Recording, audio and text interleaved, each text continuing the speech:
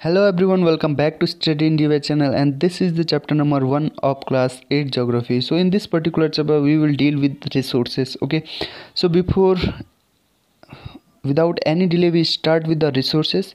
So water है, electricity, rickshaw, vegetable, text book, इन सब में कुछ ना कुछ कॉमन है और उनको हम किसी ना किसी तरीके से यूज़ करते हैं. सो इसका मतलब इनकी एक यूटिलिटी है. Okay, what does it mean by utility? Utility मतलब हम उन चीज़ को यूज़ करते हैं, उनकी जो ऑब्जेक्ट हैं या जो रिसोर्सेस हैं या कोई थिंग है जिसको हम यूज़ करते हैं वो यूटिलिटी बन जाती है हमारे लिए. ओके, तो यूटिलिटी और यूजेबिलिटी किसी भी ऑब्जेक्ट की उस ऑब्जेक्ट को रिसोर्स बना देता है. ओके, सो इस तरीके से आपको ये देखना है कि रिसोर्स कैसे बनते हैं. ओके, नाउ कोई भी थिंग है, कोई भी ऑब्जेक्ट है, वो रिसोर्स तभी बनेगा जब उसकी कोई वैल्यू होगी. ओके, नाउ आपको यहाँ पे किस तरीके से समझना है, किसी जो ऑब्जेक्ट है उसका कोई यूज है, उस यूजेबल ऑब्जेक्ट की कोई वैल्यू है और फिर वो जाके क्या बन जा रहा है, रिसोर्स बन जा रहा है. ओके, जब तक कोई ऐसा ऑब्जेक्ट है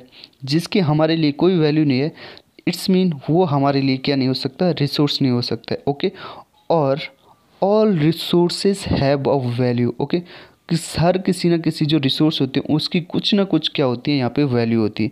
वैल्यू का यहाँ पे क्या मतलब है, वर्थ से रिलेटेड है. ओके, कि उसकी क्या वर्थ है. Okay, some resources have economic value.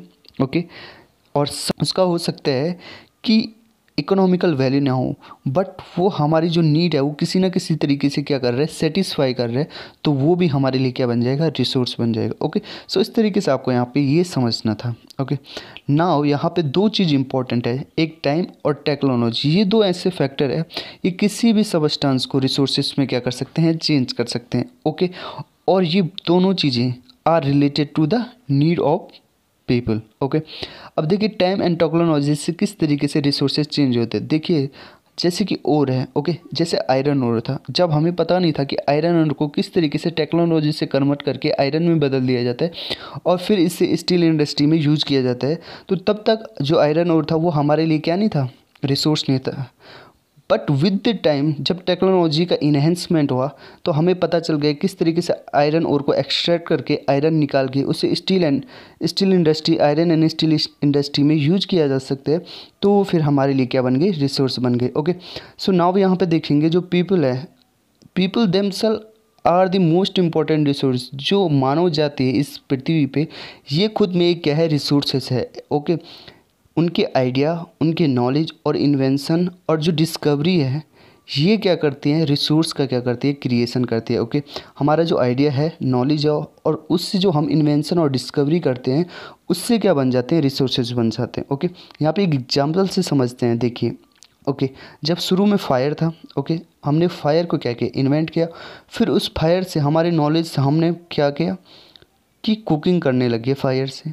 Okay, फिर उसके बाद अगर हम दूसरा एग्जांपल लें, हमारे पास सबसे पहले हमने व्हील का क्या किया, डेवलपमेंट किया, इन्वेंशन किया, और फिर उस व्हील से हमने ट्रांसपोर्टेशन क्या करा, रिसोर्स जो था उसको अवेलेबिलिटी बनाई या उसको इन्वेंट करा. ओके, तो आप देखेंगे कि किस तरीके से एक रिसोर्स से दूसरे रिसोर्सेज बन रहे हैं with the knowledge and with the invention of the people. Okay, तो इस तरीके से आपको ये देखना था. नाउ यहाँ पे देखेंगे कि किस तरीके से रिसोर्सेज हैं और कितने टाइप में रिसोर्सेज को डिवाइड किया गया है. सो नाउ बेसिकली 3 टाइप के रिसोर्सेज होते हैं, natural resources, human and human made resource. Okay, one by one इनको डिस्कस करेंगे. सबसे पहले नेचुरल रिसोर्सेज की बात करेंगे. यहाँ पे नेचुरल रिसोर्सेज वो रिसोर्सेज होते हैं, ठीक है, जो कि नेचर में होते हैं और हम उनका यूज़ करते हैं without modification. Okay, without modification, जैसे प्लांट है, प्लांट का हम डायरेक्टली यूज़ करते हैं, उसमें कोई मॉडिफिकेशन नहीं करते. इसके अलावा देखते हैं जैसे एयर है. ओके, सॉरी, एयर हो गया. ओके, जो हम ब्रीथ करते हैं, सीधे हम ब्रीथ करते हैं. ओके, उसमें कोई चेंज नहीं करते हैं. वैसे ही वाटर है, वाटर को भी हम डायरेक्टली पीते हैं, तो वो भी हमारे लिए क्या हो गई, नेचुरल रिसोर्स हो गए. ओके, सो इस तरीके से आपने नेचुरल रिसोर्सेज को यहाँ पे समझा. नाउ यहाँ पे देखेंगे जो क्लासिफिकेशन है नेचुरल रिसोर्सेज का. ओके, डिफरेंट ग्रुप में किया गया है depending on the level of development, origin, distribution and stock. One by one इनको भी एक बार डिस्कस करेंगे. सो सबसे पहले लेवल ऑफ डेवलपमेंट देखते हैं. लेवल ऑफ डेवलपमेंट में देखेंगे तो सबसे पहले एक्चुअल रिसोर्सेज है हमारे पास, उसके बाद पोटेंशियल रिसोर्सेज है। क्या बेसिक डिफरेंस है इनमें एक बार बता देता हूँ। एक्चुअल रिसोर्सेज वो रिसोर्स होते हैं जिनकी हमें क्वांटिटी नोन होती है। Okay, basic thing is quantity known है, क्वांटिटी नोन है। एंड पोटेंशियल रिसोर्सेज वो रिसोर्सेज होते हैं जिनकी हमें क्वांटिटी नोन नहीं है। ओके, अब एग्जांपल्स में यहाँ पे आपको समझाता हूँ। एक्चुअल रिसोर्सेज वो रिसोर्सेज होते हैं जिनका हमने यूटिलाइजेशन कर दिया है और उनकी हमें क्वांटिटी पता है। ओके, नाउ पोटेंशियल रिसोर्सेज जिनकी क्वांटिटी पता नहीं है। सपोज मान लीजिए एग्जांपल है, लद्दाख में हमें पता है कि यूरेनियम वहाँ पाया जा सकता है, बट कितना यूरेनियम पाया जाएगा, उसकी कितनी क्वांटिटी होगी, वो हमें पता नहीं है। ओके, इस तरीके से आपने बहुत बार सुना होगा कि एक्चुअल इरिगेशन तो हमारा कुछ इतना मेट्रिक टन है। ओके सॉरी, इरिगेशन जो हमारा है वो कुछ, उसका पोटेंशियल कुछ समथिंग है। ओके, और जो पोटेंशियल रिसोर्स है उसका कुछ और है। ओके, तो हमेशा जो पोटेंशियल होगा ना वो ज़्यादा होगा एक्चुअल से। ओके, इसी तरीके से जो प्लांट होते हैं, डिफरेंट प्लांट होते हैं, उनकी एक्चुअल रिसोर्स कुछ होता है और पोटेंशियल रिसोर्स क्या होता है, डिफरेंट होता है। नाउ यहाँ पे ओरिजिन की बात करें, अगर हम नेचुरल रिसोर्सेज के ओरिजिन की बात करें तो they are also divided into two part. First is abiotic and second is biotic. Now abiotic का मतलब होता है यहाँ पे नॉन लिविंग से। ओके, नॉन लिविंग जितनी भी चीज़ें हैं इन्वायरमेंट में, they are called abiotic. And इसके अलावा जो बायोटिक मतलब living things. Okay, all things which are living are called biotic. Okay, तो इस तरीके से देखा ना। यहाँ पे डिस्ट्रीब्यूशन के हिसाब से देखेंगे रिसोर्सेज को, एक तो यूबिक्विटस है और दूसरा लोकलाइज है। यूबिक्विटस का मतलब होता है दो resources which are found everywhere, and localize जो सिर्फ स्पेसिफिक लोकेशन पे हमें मिलते हैं। नाउ यूबिक्विटस कौन कौन से हो सकते, देखिए वाटर है, ये आपको हर जगह मिलेगा। उसी तरीके से एयर है, आपको हर जगह मिलेगी। तो these are called ubiquitous. Localized का मतलब क्या है, जैसे कि मिनरल्स हो गए। ओके, अब आप बोले जैसे कि आपको पता है कोल कहाँ मिलता है, स्पेसिफिक जगह पे मिलता है। ओके, तो ये क्या हो गया, यूबिक्विटस और लोकलाइज। ये इस तरीके से हमने रिसोर्सेज को क्या कर दिया है, डिवाइड कर दिया। ओके, नाउ यहाँ पे आप देखते हैं कि जो मेन नेचुरल रिसोर्सेज है they are divided into two part, non renewable and renewable sources. So आज के टाइम पे this is very important, renewable sources कहेंगे जिसे हम। ओके, तो यहाँ पे आपको एक एक करके इन चीज़ों को समझा देता हूँ। ओके, रिन्यूएबल रिसोर्सेज का क्या मतलब हुआ। रिन्यूएबल रिसोर्स आर दो रिसोर्सेज जिन्हें हमें दोबारा उनको यूज़ किया जा सकता है। ओके, एक बार यूज़ करने के बाद उनको फिर से रिन्यूड किया जा सकता है और रिप्लेस किया जा सकता है। ओके, नाउ यहाँ पे वो कौन कौन से रिसोर्सेज, जैसे कि सोलर हो गया एंड विंड एनर्जी हो गई। ओके, आप चाहें कितनी बार भी इनको यूज़ कर सकते हैं, रिफ़िल कर सकते हैं। ओके, तो ये इस रिन्यूएबल सोर्सेज है। But one thing is very important here, आपको जो समझनी है, अगर हम केयरलेस यूज करेंगे जो रिन्यूएबल सोर्सेस है, अगर उनका केयरलेस यूज करेंगे तो उनका जो स्टॉक है वो भी अफेक्ट हो जाएगा। ओके, जैसे वाटर है, सॉइल है, फॉरेस्ट है। देखने में तो हमको ये लगता है कि these are the renewable sources. Okay, क्योंकि अर्थ की अपनी एक रिजनरेशन कैपेसिटी होती है और उसके हिसाब से सॉइल बनती रहती है, फॉरेस्ट एंड वाटर भी बनते रहते हैं। बट आपको एक चीज़ यहाँ पर समझनी होगी, अगर हम इनका बहुत ज़्यादा यूज़ करने लग जाएंगे और अनलिमिटेड यूज़ करने लग जाएंगे तो इनका भी क्या हो जाएगी, शॉर्टेज से हो जाएगी। ओके, और जैसे कि अगर वाटर है, जैसे नेचुरल रिसोर्स हो, वो ड्राई अप हो जाएगा। ओके, और इस तरीके से हमें क्या हो, स्कार्सिटी हो जाएगी। और स्कार्सिटी हो जाएगी तो फिर जो पीपल्स के लिए जितनी कंजप्शन होनी चाहिए वो नहीं हो पाएगी, और इस तरीके से जो रिन्यूएबल सोर्सेज भी होंगे वो उनकी भी क्या हो जाएगी, कमी हो जाएगी। So you need to conserve all them. So now here is non renewable sources. Non renewable sources different, सीधे उल्टा है किसका, रिन्यूएबल सोर्सेज का। किस तरीके से, क्योंकि इनका एक लिमिटेड स्टॉक होता है। ओके, इनका एक लिमिटेड स्टॉक होता है। ओके, और जो ये स्टॉक होता है वो एग्जॉस्ट हो जाता है एक बार आपने यूज कर दिया। ओके, और फिर उसको रिजनरेट करने में कम से कम 1000 ऑफ ईयर लगते हैं। ओके, उसको रिन्यू होने में या रिप्लेस होने में। अब आपको एक चीज़ यहाँ पे एक चीज़ समझनी है, देखिए किसी भी जो पीपल होता है उसकी जो लाइफ स्पैन होती है वो मान के चलेंगे हम 70 ईयर होती है। ओके, नाउ जो इन रिन्यूएबल सोर्सेज होते हैं वो रिजनरेट तो होते हैं पर 1000 ऑफ ईयर की बात होते हैं। ओके, बट एक जो इंसान होता है उसकी जो लाइफ स्पैन वो कम से कम 70 ईयर है। तो एक इंसान अपने जीवन काल में एक ही बार उन रिसोर्सेज का क्या कर सकता है, यूज़ कर सकता है। तो उस लाइफ स्पैन में वो दोबारा यूज नहीं कर पाएगा। तो इसलिए हम इनको बोल रहे हैं नॉन रिन्यूएबल सोर्सेज। ओके, तो इस तरीके से आपको यहाँ पे समझना था। नाउ एग्जांपल से समझते हैं कौन कौन से ऐसे नॉन रिन्यूएबल सोर्सेज है। कोल हो गया, पेट्रोलियम हो गया एंड नेचुरल गैसेस हो गए।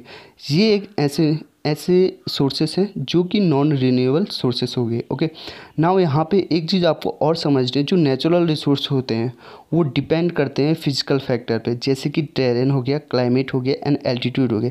ये फिजिकल फैक्टर है और रिसोर्सेस भी, जो नेचुरल रिसोर्सेज होते हैं, इन फिजिकल फैक्टर पे क्या करते हैं, डिपेंड करते हैं। अब आपको एक एग्जांपल से समझाता हूँ। ओके, नाउ यहाँ पे एक एग्जांपल है, जैसे कि अगर माउंटेन की बात करेंगे तो माउंटेन में आपको वाटर की स्कैरिसिटी उतनी ज़्यादा नहीं मिलेगी। नाउ आप ड्राई रीजन में जाएंगे या डेजर्ट रीजन में जाएंगे तो आपको वहाँ वाटर की स्कैरिसिटी क्या मिल जाएगी, ज़्यादा हो जाएगी। तो आप देख सकते हैं कि जो रिन्यूएबल जो सोर्सेस हैं हमारे, वो डिफ़र करते हैं फिजिकल फैक्टर से। ओके, जैसे कि क्लाइमेट, एल्टीट्यूड एंड टेरेन हो गया। ओके, नाउ यहाँ पे ह्यूमन मेड रिसोर्सेज की बात करते हैं कि ह्यूमन मेड रिसोर्सेज क्या होते हैं। ह्यूमन मेड रिसोर्सेज सिंपली जब नेचुरल रिसोर्सेज का हम मॉडिफिकेशन करके ह्यूमन के द्वारा जो रिसोर्सेज बनाए जाते हैं, जैसे कि building, bridges, road, machinery, vehicle, इन सब को ही हम क्या कहते हैं, ह्यूमन मेड रिसोर्सेज कहते हैं। ओके, तो सिंपल आपको इतना समझना था यहाँ पे। नाउ हम समझेंगे यहाँ पे ह्यूमन रिसोर्सेज को। ह्यूमन रिसोर्सेज किसे कहते हैं। ओके, जैसे मैंने आपको शुरू में ही बताया था कि ह्यूमन रिसोर्सेज वो होते हैं, खुद ह्यूमन जब एज ए रिसोर्स काम करते हैं तो हम उन्हें कहते हैं ह्यूमन रिसोर्स। ओके, नाउ अब यहाँ पे देखेंगे आप, जो people can make the best use of nature to create more resource when they have knowledge, skill and technology. देखिए, नेचर में रिसोर्सेज तो होते ही होते हैं, बट हम उनका किस तरीके से बेस्ट यूटिलाइज करें वो डिपेंड करता है हमारी नॉलेज पे, हमारी स्किल पे और टेक्नोलॉजी पे। और जब हमारे पास अपनी नॉलेज होती है, स्किल होती है, टेक्नोलॉजी होती है, तो हमारी वैल्यू होती है कुछ।